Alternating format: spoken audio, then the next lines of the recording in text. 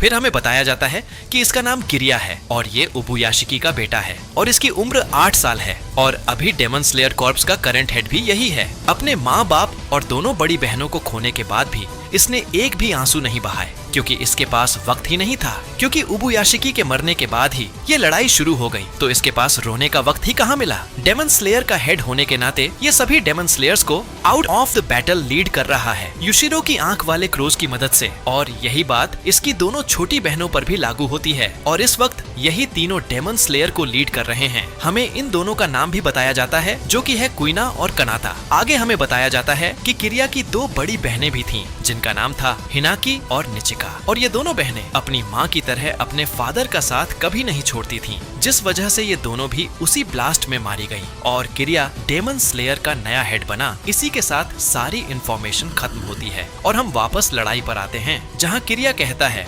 हमारे पास बहुत ही कम जानकारी है, इसलिए सभी क्रोज को ऑर्डर दो कि जल्दी से जल्द सभी डेमन स्लेयर्स के पास पहुँचे और जितना हो सके पूरे कैसल में फैल जाएं। आगे किरिया बताता है कि मुजन अभी भी अपनी लोकेशन से नहीं हिला है तो जल्द से जल्द डेमन स्लेयर्स को नॉर्थ की तरफ जाने को कहो। कनाता बताती है कि अपर रैंक के सामने कनाओ और एक और डेमन स्लेयर खड़ा है जिसका नाम नहीं बताया जाता है, मतलब शिनोबू के मरने के बाद एक और डेमन स्लेयर वहां पहुंच चुका है और वो कौन है अगर आप लोगों में से किसी को पता है तो कमेंट में बताना। आगे कुइना बताती है कि जेनित्सु अपर रैंक 6 के सामने खड़ा है और इसी के साथ हम फाइट पर वापस आते हैं जहां काइगाकू जेनित्सु से कहता है तुम काफी बदल गए हो लेकिन तुम अब भी वही कमजोर और डरकर भागने वाले जेनित्सु ही हो, तुम्हें बस थंडर ब्रीदिंग फर्स्ट फॉर्म ही आती है। इसके साथ क्या तुम हाशिरा बन भी पाओगे? जिस पर जेनित्सु कैजुअली रिप्लाई करता है मेरी छोड़ अपनी देख, ऐसा लगता है तुझे सबसे कमजोर अपर रैंक बनकर बहुत मजा आ रहा है। जिस पर काइगाकू बोलता है अच्छा अब तू पलट कर जवाब देने लगा। जेनित्सु कहता है मुझे बताओ तुम डेमन क्यों बन गए?